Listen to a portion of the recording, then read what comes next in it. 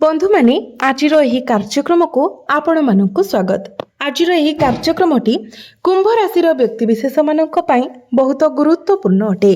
कारण जून 16, 2026 पवित्र सावित्री अमावास्या ठारू आपणको कुंडली रे बुधादित्य राजयोगर निर्माण होगा पाई जाउछि। तो ही राजयोग आपणकर जीवनर केउ क्षेत्र को प्रभावित करिवो एवं केउ निर्दिष्ट फल आपणको प्रदान करिवो से विषय आजिर ही भिडियो रे आमे माने विस्तार भाव में आलोचना करिबा। तेणु आपणकर जदि कुंभ राशि होइथाय तो भिडियोटी को शेष पर्यंत निश्चय देखंतु एवं भिडियोटी को लाइक करी चैनल टी को सब्सक्राइब कर दियंतु। कमेंट बॉक्स रे भक्ति एवं श्रद्धार सहित जय श्री जगन्नाथ जय मां लक्ष्मी निश्चय लिखंतु। तो बंधु माने कुंभ राशि समस्त व्यक्तिविशेष मानक पई एही सावित्री अमावास्या एक विराट परिवर्तन आनिबा पई जाउछि।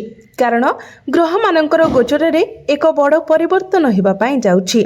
तो आपणकर जीवन रे ए पर्यंत जे दुख एवं जंत्रणा लागि रहिथिला ताहा शेष हेबाको जाउछि एवं सावित्री अमावास्यार आगमन सहित आपणकर जीवन को खुशी फेरिबाको जाउछि।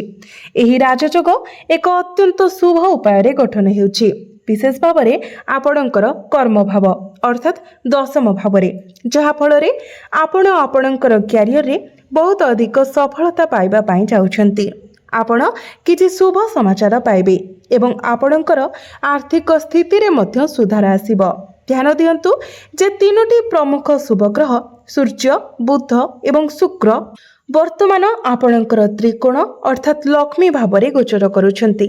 सूर्य आपणकर भाग्य भावर अधिपति, बुध आपणकर सप्तम भावर अधिपति एवं शुक्र आपणकर पंचम भावरे एकत्र हेउछंती।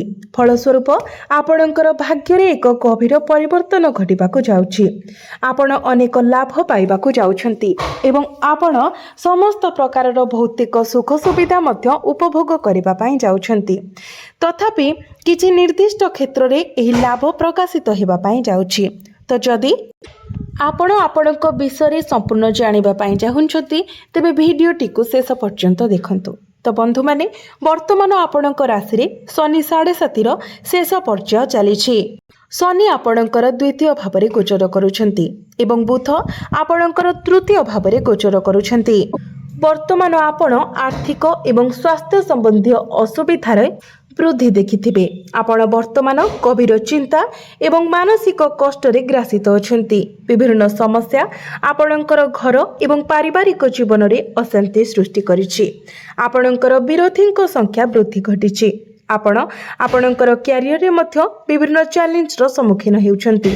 अनेक दिन धरी आपण एक संतान पाई चेष्टा करूछंती, अपेक्षा करूछंती एवं आशा करूछंती, किंतु ए पर्यंत आपणको संतान सुख मिली पारि नाही।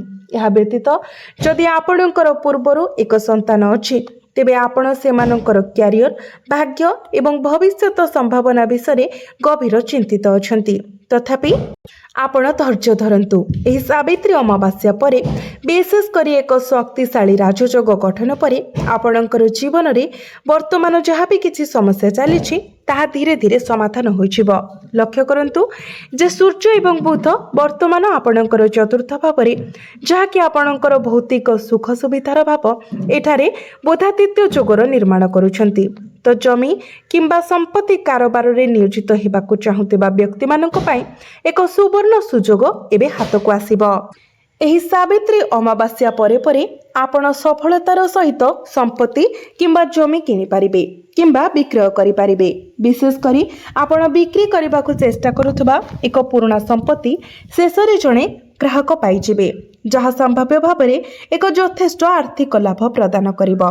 यह सहित आपण एक नूतन जानवाहन किनि पारंती, इलेक्ट्रोनिक सामग्री किंबा जंत्रपाति किनि पारंती किंबा एक नूतन घर निर्माण करि पारंती। चतुर्थ भाव जनकर माता को मध्य नियंत्रण करे।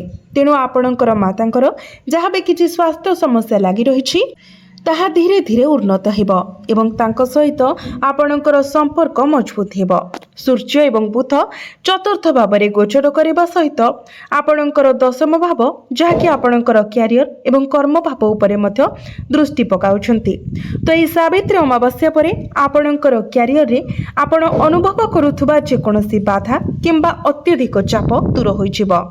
ସୂର୍ଯ୍ୟ ଦଶମ ଭାବକୁ ଦୃଷ୍ଟି ଦେବା ସହିତ ଆପଣ ଆପଣଙ୍କର କ୍ୟାରିୟରରେ ଗୁରୁତ୍ୱପୂର୍ଣ୍ଣ ସଫଳତା ହାସଲ କରିବାକୁ ଯାଉଛନ୍ତି। ସବୁଠାରୁ ଗୁରୁତ୍ୱପୂର୍ଣ୍ଣ କଥା ହେଉଛି ଯେଉଁମାନେ ଚାକିରି ପାଇଁ ଦୀର୍ଘ ସମୟ ଧରି ଅପେକ୍ଷା କରିଛନ୍ତି ସେମାନଙ୍କ ପାଇଁ ବର୍ତ୍ତମାନ ଏକ ନୂତନ ଚାକିରି କିମ୍ବା ପଦବୀ ପ୍ରାୟତଃ ନିଶ୍ଚିତ। ପଦୋନ୍ନତି ଅପେକ୍ଷାରେ ଥିବା ବ୍ୟକ୍ତିମାନେ ଏକ ସୁସମ୍ବାଦ ପାଇବେ। ଆପଣ MNCରୁ ଏକ ଚାକିରି ପ୍ରସ୍ତାବ ମଧ୍ୟ ପାଇପାରନ୍ତି। କାର୍ଯ୍ୟରେ ଆପଣଙ୍କର ଦାୟିତ୍ୱ ବୃଦ୍ଧି ପାଇବ, ଯେପରିକି ଆପଣଙ୍କର ସାମାଜିକ ପ୍ରତିଷ୍ଠା ଏବଂ ସମ୍ମାନ। ପୂର୍ବରୁ ଭାରି ମନେ ହେଉଥିବା ଯେକୌଣସି କାର୍ଯ୍ୟ ଏବେ ବହୁତ ସହଜରେ ସମ୍ପାଦିତ ହେବ ଏବଂ ନୂତନ ସୁଯୋଗ ଏବଂ କାର୍ଯ୍ୟ ଆପଣଙ୍କ ପାଖକୁ ଆସିବ। ଆପଣ ଆପଣଙ୍କର ସମସ୍ତ ଲକ୍ଷ୍ୟ ହାସଲ କରିବାରେ ସଫଳତା ଲାଭ କରିବେ। ଏହା ବ୍ୟତୀତ ଆପଣଙ୍କର ସାମାଜିକ ପ୍ରତିଷ୍ଠା ଏବଂ ଖ୍ୟାତି ବୃଦ୍ଧି ପାଇବ। ଏହା ସହିତ ଧ୍ୟାନ ଦିଅନ୍ତୁ ଯେ ଆପଣଙ୍କର ଭାଗ୍ୟ ଭାବର ଅଧିପତି ଶୁକ୍ର ଲକ୍ଷ୍ମୀ ଭାବରେ ଗୋଚର କରୁଛନ୍ତି। ଗୁରୁଙ୍କ ସହିତ ସେ ମିଶିଯିବେ। ଫଳସ୍ୱରୂପ ଆପଣଙ୍କର ପ୍ରେମ ଜୀବନ କିମ୍ବା ପାରିବାରିକ ସମ୍ପର୍କରେ ଥିବା ଯେକୌଣସି ସମସ୍ୟାରୁ ଆପଣଙ୍କୁ ମୁକ୍ତି ମିଳିବ। ଯଦି ଆପଣଙ୍କର କୌଣସି ସମ୍ପର୍କ ଭାଙ୍ଗି ଯାଇଥିଲା କିମ୍ବା ଆପଣଙ୍କ ମଧ୍ୟରେ ଦୂରତା ଆସିଯାଇଥିଲା ତ ପୁନର୍ବାର ଆପଣଙ୍କର ଯୋଗାଯୋଗ ହେବ ଏବଂ ପୁନର୍ବାର ଆପଣଙ୍କ ସମ୍ପର୍କ ମଧ୍ୟ ଭଲ ହୋଇଯିବ। ଏକ ନୂତନ ସାଥୀ ମଧ୍ୟ ଆପଣଙ୍କର ଜୀବନରେ ପ୍ରବେଶ କରିପାରନ୍ତି। ଆପଣ ଯାତ୍ରାର ଆନନ୍ଦ ଉପଭୋଗ କରିପାରନ୍ତି। ଆପଣ କୌଣସି ଦୂର ଯାତ୍ରା କରିପାରନ୍ତି। ଯେଉଁମାନଙ୍କର ବିବାହରେ ବିଳମ୍ବ ହେଉଛି ସେମାନଙ୍କ ପାଇଁ ବିବାହ ପ୍ରସ୍ତାବ ଆସିପାରେ ଏବଂ ଆପଣଙ୍କର ବିବାହ ଚୂଡ଼ାନ୍ତ ମଧ୍ୟ ହୋଇପାରେ। ପଞ୍ଚମ ଭାବଟି ଶିକ୍ଷାକୁ ନିୟନ୍ତ୍ରଣ କରେ।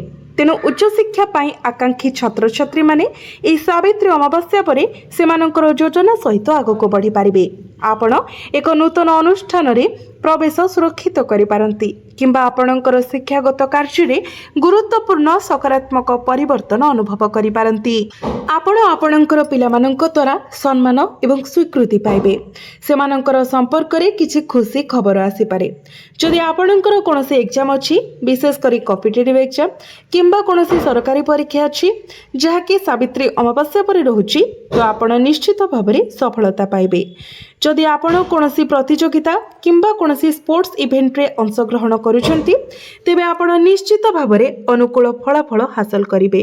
ଯେଉଁ ବ୍ୟକ୍ତିମାନେ ଦୀର୍ଘ ଦିନ ଧରି ପିତାମାତାଙ୍କର ଆନନ୍ଦରୁ ବଞ୍ଚିତ ଅଛନ୍ତି ସେମାନେ ନିଶ୍ଚିତ ହୋଇପାରିବେ। ସାବିତ୍ରୀ ଅମାବାସ୍ୟା ପରେ ସେମାନେ ନିଶ୍ଚିତ ଭାବରେ ସନ୍ତାନ ପ୍ରାପ୍ତି କରିବେ। କେବଳ ଆପଣଙ୍କର ପ୍ରୟାସ ଜାରି ରଖନ୍ତୁ। ଆପଣଙ୍କର ପଞ୍ଚମ ଭାବରେ ଅବସ୍ଥିତ ଗୁରୁ ଏବଂ ଶୁକ୍ର ଆପଣଙ୍କ ପାଇଁ ଲାଭ ପ୍ରଦାନ କରିବେ। ଫଳସ୍ୱରୂପ ଆପଣ ଗୁରୁତ୍ୱପୂର୍ଣ୍ଣ ଆର୍ଥିକ ଲାଭ ପାଇବେ। ଆପଣଙ୍କର ହୃଦୟ ଭିତରେ ଥିବା ଦୀର୍ଘ ଦିନର ଇଚ୍ଛା ପୂରଣ ହେବ। ଆପଣ ସମୟ ସମୟରେ ଅପ୍ରତ୍ୟାଶିତ ଆକସ୍ମିକ ଲାଭ ସମେତ ଯଥେଷ୍ଟ ଆର୍ଥିକ ଲାଭ ପାଇପାରିବେ। ବିଭିନ୍ନ ଦିଗରୁ ଆପଣଙ୍କ ପାଖକୁ ଟଙ୍କା ଆସିବ। ଆପଣଙ୍କର ଡେଲି ଇନକମ୍ ବଢ଼ିବ।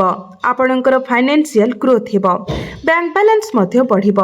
ସେୟାର ମାର୍କେଟ, ଷ୍ଟକ୍ ମାର୍କେଟ କିମ୍ବା ବିଜନେସ୍ରେ ଜଡ଼ିତ ବ୍ୟକ୍ତିମାନେ ହଠାତ୍ ଯଥେଷ୍ଟ ଲାଭ ପାଇବାର ସମ୍ଭାବନା ଅଛି। ଭାଗ୍ୟ ଭାବର ଅଧିପତି ଭାବରେ ଆପଣ ବର୍ତ୍ତମାନ ଏକ ବଡ଼ ଲାଭ ପାଇବା ପାଇଁ ଯାଉଛନ୍ତି। ଏହି ଗୋଚର ଆପଣଙ୍କର ଭାଗ୍ୟରେ ଏକ ଆସନ୍ନ ଉନ୍ନତିକୁ ସଂକେତ ଦେଉଛି ଏବଂ ସଫଳତା ପ୍ରାପ୍ତିକୁ ସୁନିଶ୍ଚିତ କରୁଛି। ସମସ୍ତ ଅଟକି ରହିଥିବା ପ୍ରୟାସ ସେମାନଙ୍କର ଆଗକୁ ଗତିକୁ ପୁନର୍ବାର ଆରମ୍ଭ କରିବାକୁ ଯାଉଛନ୍ତି। ଆପଣଙ୍କର ଧନ ଏବଂ ସମ୍ପତ୍ତିରେ କିଛି ଲାଭ ମଧ୍ୟ ଆଶା କରିପାରନ୍ତି। ଗ୍ରହ ପ୍ରଭାବ ଦ୍ୱାରା ଶୁଭ ଘଟଣା ଗୁଡ଼ିକ ସଂଘଟିତ ହୋଇପାରେ। ଆପଣ କୌଣସି ଧାର୍ମିକ ସ୍ଥାନକୁ କିମ୍ବା ଦୂର ସ୍ଥାନକୁ ଯାତ୍ରା କରିପାରନ୍ତି। ବନ୍ଧୁମାନେ, ମଙ୍ଗଳ ବର୍ତ୍ତମାନ ଆପଣଙ୍କର ତୃତୀୟ ଭାବରେ ଗୋଚର କରୁଛନ୍ତି। ଏକ ରାଜଯୋଗର ଗଠନ କରୁଛନ୍ତି। ଫଳସ୍ୱରୂପ ଅନଲାଇନ୍ କାମ, ଡିଜିଟାଲ ମାର୍କେଟିଂ, ଆର୍ଥିକ କିମ୍ବା ଯାତ୍ରା କ୍ଷେତ୍ରରେ ନିୟୋଜିତ ବ୍ୟକ୍ତିମାନେ ଅନୁକୂଳ ଫଳାଫଳ ପାଇବା ପାଇଁ ଯାଉଛନ୍ତି। ଏହା ବ୍ୟତୀତ ଆପଣଙ୍କର ସାହସ ଏବଂ ପରାକ୍ରମ ବୃଦ୍ଧି ପାଇବ। ଆପଣ ବାରମ୍ବାର କିଛି ଛୋଟ ମୋଟ ଯାତ୍ରା କରିପାରନ୍ତି। ଏହା ସହିତ ବୁଧ ଆପଣଙ୍କର କୁଣ୍ଡଳୀରେ ଏକ ରାଜଯୋଗ ଗଠନ କରୁଛନ୍ତି। ଋଣ ଭାରରେ ବୁଡ଼ି ରହିଥିବା ବ୍ୟକ୍ତିମାନେ ସେମାନଙ୍କର ଆର୍ଥିକ ଦାୟିତ୍ୱରୁ ଆରାମ ଏବଂ ମୁକ୍ତି ପାଇବେ। आपणकर विरोधी एवं शत्रुंकर प्रभावरू मध्य मुक्त हेबे। जेतेबेले आपणकर वाणिज्य एवं व्यावसायिक उद्यम मध्य यथेष्ट वृद्धि एवं प्रगति पाइब। आपणकर दैनिक आय वृद्धि पाइबाकु जाउछि एवं आपण नूतन व्यावसायिक उद्यम मध्य आरंभ करि पारिबे। कोनोसी पार्टनरशिप बिजनेस आपण स्टार्ट करि पारंती जहाँ भविष्य में आपणक पई यथेष्ट लाभ आनिब। तो बंधु माने एई सब शुभ फल को वृद्धि करिबा पई एवं जो सब अशुभत्व रही से सब को खंडन करिबा पई आपण प्रत्येक दिन शनिंकर बीज मंत्र 108 थर जप करंतु। प्रत्येक दिन संध्यारे हनुमान चालीसा पाठ करंतु एवं प्रत्येक दिन गाई एवं कुकुर को रोटी खाइबा पई दियंतु। एही प्रतिकार करिबा द्वारा आपणको अधिक मात्रा रे शुभ फल प्राप्ति हेबो एवं आपणकर भाग्य रे मध्य उन्नति आसीबो। तो बंधु माने आपणकर जीवन मंगलमय हेउ एहा ही ईश्वरक निकटरे मोर प्रार्थना। धन्यवाद।